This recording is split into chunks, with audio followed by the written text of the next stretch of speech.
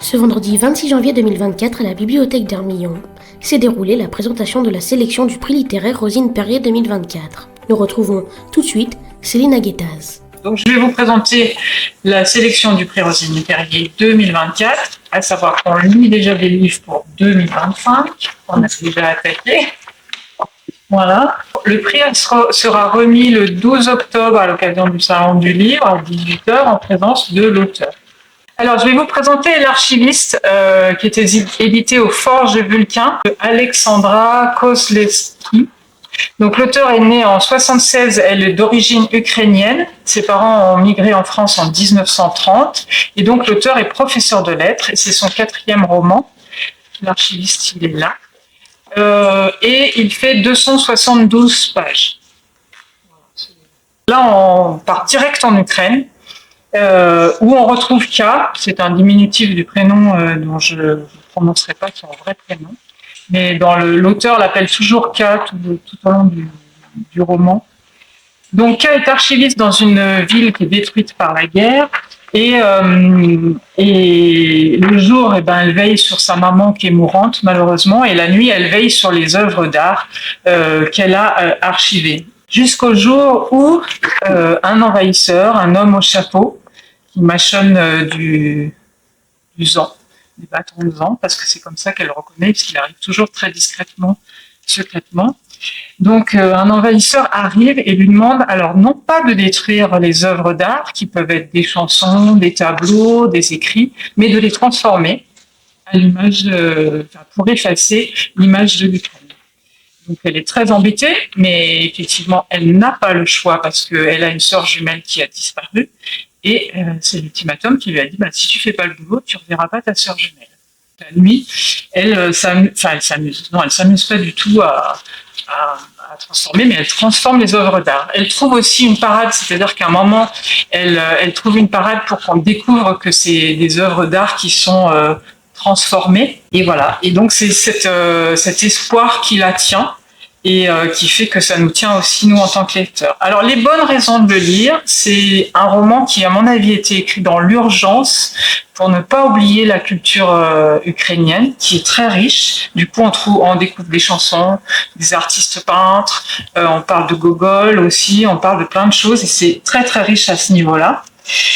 Et puis, l'écriture est assez originale parce qu'en fait, ce monsieur, il vient régulièrement avec des enveloppes et il lui demande de tout transformer. Et quand elle commence la transformation, elle s'incarne dans la situation de l'artiste de l'époque. Donc, c'est une écriture originale. Et voilà. Donc ça, c'est L'Archiviste qui fait 272 pages. Après, nous allons dans Les Clés du couloir, qui est le livre qui est là, qui est édité chez Arléa, de Fanny Santenoy. Donc l'auteur est né en 71, elle est professeure de français, auteure et poétesse. Donc c'est un petit roman de 176 pages. Je vais d'abord vous lire un extrait. Donc là, on est en prison, direct. Quand j'ai fermé la porte, il a murmuré « Ne t'inquiète pas, ça va aller pour nous. » Nous, il a dit nous, un nous existe. Les portes et les grilles du couloir et de la cour se sont refermées en claquant sur cette nouvelle merveille.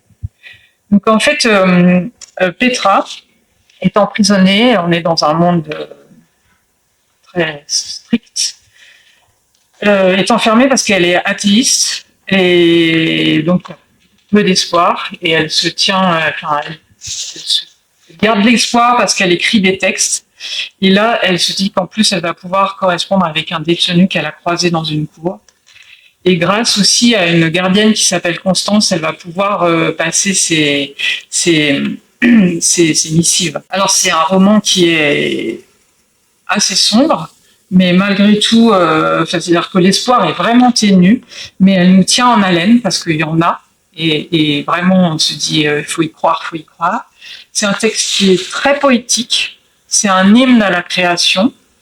Il y a une finesse de style qui est en contrepoint du récit sombre. Voilà pour Les Clés du couloir. Et on va encore en prison avec Les Contemplés. Alors, Les Contemplés, c'est édité à la Manufacture des Livres. L'auteur, c'est Pauline Hillier, qui est née en 86. Elle a écrit 3 livres. Elle est activiste et ex-fémène. J'ai appris aujourd'hui qu'elle était libraire aussi en région parisienne. Et elle a été emprisonnée en 2013 à Tunis. Donc elle s'est inspirée de son histoire pour écrire ce livre. C'est un livre qui fait 204 pages. Alors moi, ce qui s'est passé, c'est que quand je l'ai ouvert, j'ai fait « Oh là là, c'est écrit serré ». J'ai dit « Ouf ». J'ai lu le premier paragraphe, j'ai fait « Ouf ». C'était très sombre, très noir. Et après, c'était magnifique. Donc c'est une jeune Française qui manifeste à Tunis et qui donc pour le droit des femmes et qui est donc arrêtée et conduite à la Manouba. Donc c'est une prison pour femmes et elle est enfermée au pavillon D où elle partage sa cellule avec 28 femmes. Et elle a pu garder quand même un livre qui est Les Contemplations de Victor Hugo et elle se rattache pareil au texte et à l'écriture comme l'autre jeune femme pour pouvoir garder espoir. Mais il va se passer un phénomène un peu déclenchant, c'est qu'elle va un peu, par inadvertance, faire comprendre qu'elle lit dans les lignes de la main et du coup, toutes les femmes vont être un peu sympathiques avec elle parce que toutes les femmes veulent avoir espoir de sortir un jour ou de ne pas être trop condamnées. Et elle va devenir un peu, pas une reine, mais du coup, ça va positiver. Et elle fait des descriptions de ces femmes qui est complètement incroyable. C'est vraiment une vaste leçon d'humanité et d'humilité. La prison devient presque sympathique. Même les cafards deviennent sympathiques. C'est pour vous dire comme l'écrit est vraiment intéressant. Les femmes qu'elles décrivent, qui sont des meurtrières, elles n'ont pas fait des choses toutes roses, elles deviennent très attachantes. Et c'est pas du tout un roman mortifère. Donc on va partir avec L'Enfant Rivière, qui est celui-là, L'Enfant Rivière, qui est édité chez Dalva, qui est une toute nouvelle maison d'édition qui a pour but de donner la voix aux femmes, donner un peu plus d'importance aux auteurs femmes. Et là, l'auteur, c'est Isabelle Amonou, qui est née en 66, qui vit à Rennes, qui a publié quelques livres, qui est ingénieure en fait de formation. Et elle a eu la chance d'avoir une résidence d'auteur au Canada, vers Ottawa. Et donc, ça lui a permis de nourrir cette écriture. Alors, elle dit bien qu'elle l'a écrit après sa résidence. Elle a passé son temps, en fait, à écouter les gens, rencontrer les gens, la rivière. Voilà. Et donc là, on va parler de Zoé. Zoé est une jeune femme dont l'enfant a disparu il y a 6 ans. Et elle était, le papa et Thomas. Et ils vivent au bord de la rivière et on ne sait pas trop pourquoi cet enfant a disparu parce qu'elle a à peine quitté des yeux son enfant qu'il a disparu. Et le papa qui est plutôt de famille canadienne mais qui est plutôt de famille protestante a un peu implosé en disant voilà, je le retrouverai pas, il est parti un peu se réfugier en France. Elle a continué à vivre au Canada. Donc sa mère est d'origine des peuples premiers, qui a été enfermée dans les orphelinats. Au Canada, il y a eu ça explosé récemment dans l'actualité, où on a pris les enfants des peuples premiers, on les a mis dans des internats pour les déformer à la culture québécoise. C'est important de le savoir que sa maman est comme ça. Son papa est un peu violent aussi. Et donc, cette maman, elle cherche absolument son fils. Alors, les bonnes raisons de lire ce livre, moi, je ne vous cache pas que je l'ai lu en une nuit. Donc, on est dans un huis clos en pleine nature où le territoire, même le fleuve, est pratiquement un personnage central. Zoé est un personnage très fort aussi. C'est un combat d'une femme. On parle aussi du sujet de l'immigration parce que c'est une dystopie, donc ça se passe en 2039. À cette période-là, c'est les Américains qui émigrent au Canada. C'est un peu inversé par rapport à l'époque actuelle où c'est plutôt les Mexicains qui migrent aux États-Unis. Donc c'est un roman noir d'anticipation psychologique, plein de sensibilité. Alors l'auteur, j'ai regardé une vidéo, elle était interviewée, donc on dit que c'est des codes de littérature américains. Et voilà, on est dans un cadre complètement majestueux. Et par ailleurs, on apprend beaucoup sur l'histoire des nations premières. Voilà, un très beau roman aussi. On va passer au Gardien de Téhéran. Gardien de Téhéran. Et là, pareil, on va retrouver dans le monde, on va se retrouver dans le monde de la culture. Alors, le Gardien de Téhéran, moi j'ai marqué sur vos fiches que l'éditeur c'était Récamier. À l'origine c'était l'édition Plomb. J'arrive toujours pas à savoir si c'est Récamier qui a récupéré. Bon, pour l'éditeur, on a un petit flou, mais ça voilà. Donc Stéphanie Pérez est un grand reporter. Elle a été grand reporter pour France Télévisions et c'est son premier roman. Et c'est d'après une histoire vraie, un témoignage qu'elle a entendu, qu'elle a écrit ce roman. Donc il fait 244 pages. Et là, il faut se faire un retour en arrière dans les années 1970, où un jeune gardien, tout jeune, hein, il a à peine 25 ans, est embauché dans un musée, à l'époque de Mohammad Reza Pahlavi et de sa femme Faradiba. Sa femme est une fan de culture et d'art et elle veut faire un musée ouvert à tout le monde. Et donc elle fait appel à des acheteurs dans le monde entier pour faire venir Toulouse-Lautrec, Andy Warhol, enfin des peintres, des peintures de ces artistes-là. Et ce jeune gardien est complètement novice, donc il trouve ça intéressant, ça le touche malgré tout, il se dit ah tiens c'est intéressant. Il habite néanmoins dans un quartier un peu populaire où il a une jeune copine qui est un peu amoureux, qui elle plutôt se bat contre le gouvernement actuel parce qu'elle estime que voilà on en fait trop pour les riches, pas assez pour les quartiers populaires. Elle fait des manifestations, elle va se faire aussi arrêter. Mais il y a la menace en 79 de l'État islamique qui commence à prendre du pouvoir et là ça va basculer malheureusement. Et donc que va faire ce jeune gardien? Il va mettre tout à la cave pour protéger les œuvres d'art. Donc l'avantage de lire ce livre, c'est que ça nous replonge dans cette histoire de l'Iran. C'est très intéressant d'avoir un point de vue d'un jeune homme, je trouve, d'une part novice dans l'art et il s'intéresse au fur et à mesure. Et on a aussi cette vision de ce monde-là à travers ses yeux et à travers sa copine qui sont complètement différents. Et puis voilà, c'est un jeune qui se pose pas mal de questions parce qu'il voit aussi son oncle un peu basculer. Il se pose des questions, il ne sait pas très bien comment se positionner politiquement, il n'a pas le choix, mais avoir un avis politique par rapport à la situation. C'est très facile à lire. Voilà pour le Gardien de Téhéran. Alors, on va passer à Hors saison, qui est peut-être déjà un peu connu. L'auteur, il va être en résidence, il va venir dans la région avec la fondation de la Fascine. Hors saison, c'est édité chez Gallimard. Basile Mulciba est directeur de développement au sein d'une association nationale qui s'appelle Voisins Malins dans les quartiers populaires pour renforcer le pouvoir d'agir des habitants et recréer du lien entre eux et avec les institutions. Donc c'est un roman qui fait 208 pages, c'est un premier roman. Et c'est un jeune homme qui est en études de médecine, Yann, qui veut faire un peu une rupture et qui a envie d'aller faire une saison d'hiver dans une station de ski, qui n'est pas nommée. Hein, et donc il arrive en début de saison, il va travailler pour Hans, qui tient un vieil hôtel de son père, et il s'installe dans l'hôtel, il commence à prendre des repères, il y a les premiers touristes d'avant-saison qui arrivent, les saisonniers qui arrivent, sauf que la seule chose qui n'arrive pas, c'est la neige. Et donc voilà, et on attend la neige, on essaie de s'installer, d'y croire, les magasins ouvrent, sauf que les touristes arrivent, repartent assez vite, la neige n'arrive toujours pas, et puis au fur et à mesure, les touristes non plus. Et puis, au fur et à mesure, on commence à licencier des saisonniers qui repartent parce qu'il y a des saisonniers, voilà, on est dans une époque, faut agir, faut écouter de la musique, faut vendre, voilà, donc ils trépignent un peu, qui s'en vont assez rapidement même d'eux-mêmes, qui disent à Yann, allez, viens avec nous, on va dans une autre station, plus haut, on va faire notre saison. Et Yann, finalement, il a envie de rester là, de contempler, c'est plutôt un contemplatif, Yann. Et voilà, donc... on est parti pour une saison d'hiver avec juste Yann et Hans qui restent dans cet hôtel.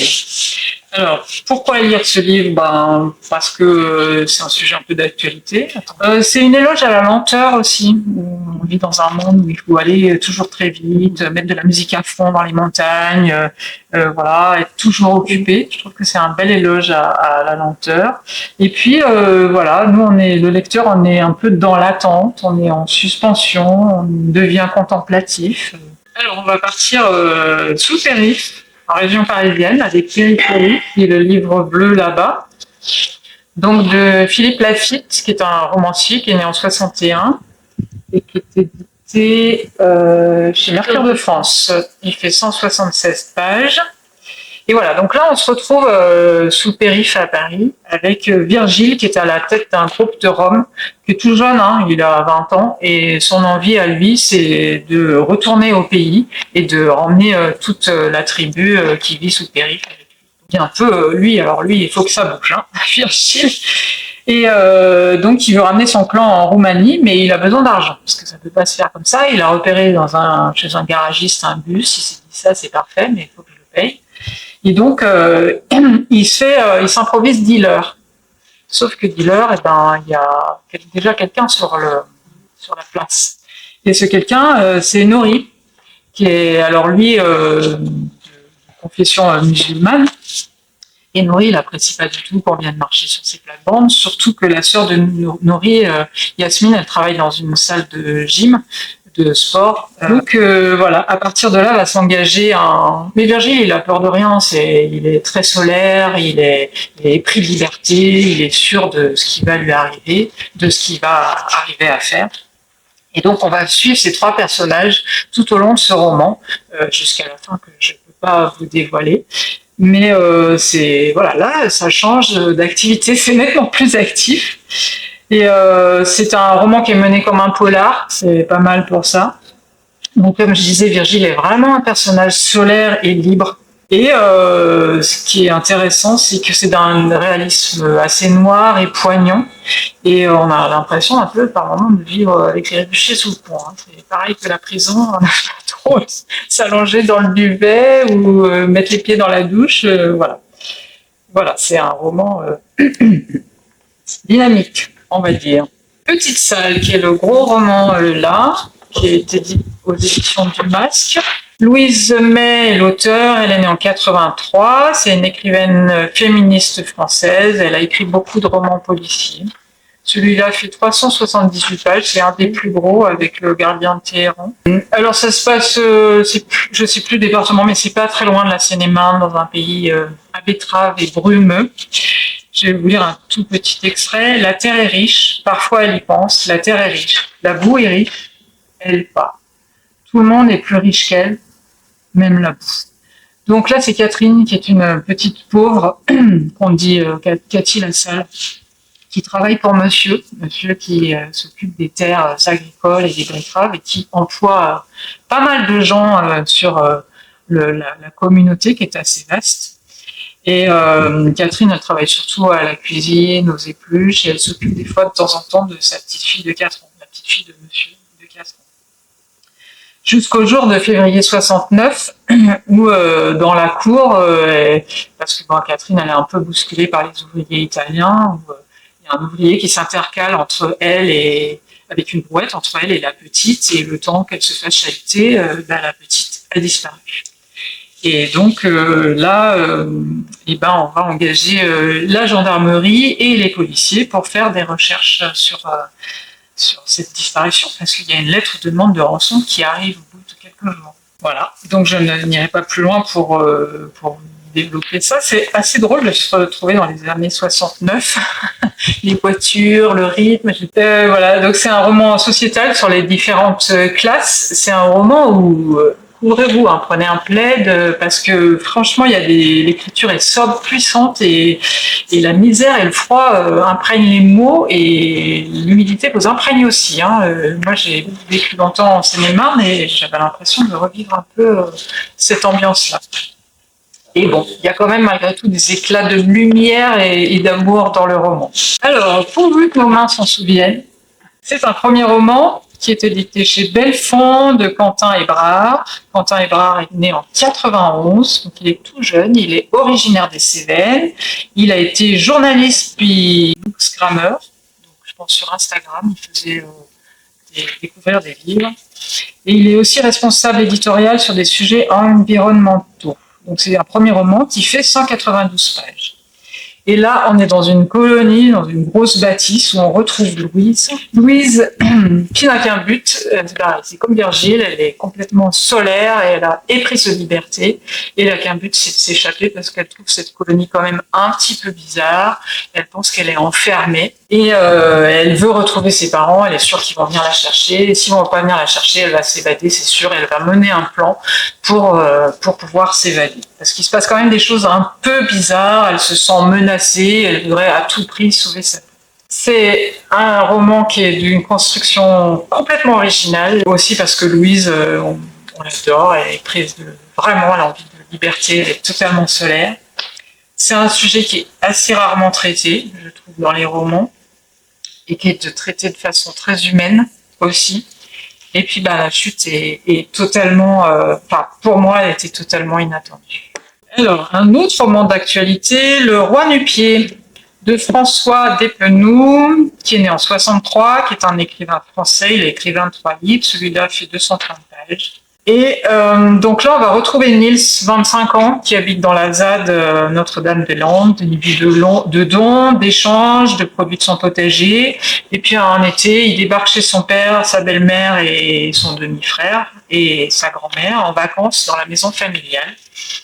Et au début, il arrive avec sa copine, son chien, tout se passe bien, sauf que Neil, il se lève à midi, il fume des gros pétards, voilà. Il est un peu encouragé par sa grand-mère, mais au bout d'un moment, son père pète un peu les plombs, on peut le dire comme ça, et lui dit « tu dégages ». Donc Neil se retourne dans la ZAD. Sauf que 2 ans plus tard, la vie bascule pour le papa, qui est un publicitaire, et il se retrouve sans femme, sans argent, sans logement, et du coup il se dit qu'est-ce que je vais faire de ma vie. Donc il tente d'aller à la ZAD retrouver son fils, plus ou moins demander un peu d'aide, et il ne le dit pas tout de suite, il se planque un peu, il l'espionne, voilà. Ce qui est intéressant, c'est que c'est la confrontation entre un père et un fils. C'est un sujet de société. La vallée des Lazars, qui est édité chez Aglo, de Soufiane Kaloua, donc qui est un homme qui est né en 92 et qui est professeur de français. Donc, il fait 278 pages et c'est un premier roman. Et là, on va retrouver Amir et son père qui retournent au Maroc, dans la vallée des Lazars. Il retourne au Maroc pour l'été, sachant qu'Amir il est né en France, donc il a une culture plutôt marocaine-française, et son père est né dans la vallée des Lazars. Et donc il retourne pour un mariage, le mariage de sa cousine. Au mariage, il y a donc une Renault 18 qui arrive, tonitruante, avec son cousin préféré, Haroun. Et dans cette vallée des Lazars, qui est à la frontière de l'Algérie, Amir il fait partie des Ayami et il y a un autre clan qui s'appelle des Oknabi. Et donc le mariage de sa cousine, c'est les 2 clans qui se marient. Donc ce sont 2 clans qui s'affrontent, qui parlent assez violemment. Et c'est un roman un peu, alors je dirais pas Roméo et Juliette ou West Side Story, mais c'est un peu ça quand même. Et on va découvrir pourquoi Haroun avait disparu, parce que Haroun, le frère de la mariée, il a disparu pendant 3 ans. On va découvrir pourquoi il a disparu pendant 3 ans. Et voilà, et on va découvrir chaque clan qui essaye d'avoir un peu, comme le père et son fils, un peu raison sur leur façon de vivre. Et on va vivre au sein d'Amir qui essaye de lui trouver sa place parce qu'il est d'un clan, d'accord, mais il a vécu en France, il a plus les mêmes habitudes, plus les mêmes codes, et il essaye de s'intégrer pendant cet été. Voilà. On va découvrir aussi une autre histoire d'amour sous cette histoire de mariage. Et puis il y a une chute originale. Voilà, pour La vallée des Lazars. Et le dernier, qui est un tout petit, qui se lit en une demi-heure, qui est Zone tendue, qui est aussi dans une petite maison d'édition, Inuit, Voilà, donc l'auteur est Gérard Hall, il est né en 53, il est auteur, il a écrit 31 livres, il a fait plein de petits boulots, mais il écrit que depuis 10 ans. Donc il fait 96 pages, et là on va à Douarnenez, dans une ville ouvrière et festive, où il y a des spéculateurs immobiliers qui cherchent un peu les bâtiments à retaper pour pouvoir faire des locations saisonnières qui rapportent mieux. Et donc, on va retrouver André qui va aller dans l'immeuble bleu où vit Lola, une intérimaire de la conserverie, parce que, évidemment, ces gens-là, on les vit dans les HLM aux extérieurs de la ville. Et puis Alex, qui est un jeune slammer et dont la mère s'appelle Annick, mais qu'on appelle Tite Annick. Parce que, elle a le syndrome Diogène, vous savez, c'est ceux qui n'arrivent pas à jeter leurs poubelles et tout ça. Donc, on essaie de faire venir le maire, sa fille qui est aussi députée. On disait les gens peuvent pas vivre comme ça, ils vont vivre à HLM, ils seront beaucoup mieux. Sauf que Lola, Alex et Titanic ont envie de rester dans le cœur de Noirmoutier. Donc, zone tendue, c'est les zones où la pression immobilière se fait forte. Les personnages sont très attachants. Moi, je trouve que Titanic et Alex sont très attachants, donc la mère et la fille. Donc, on parle des problèmes immobiliers dans les villes. Que fait-on des pauvres, hein, ça c'est le sujet. C'est un roman court et efficace. Et je vous remercie de votre attention et je vous dis à la fin du livre.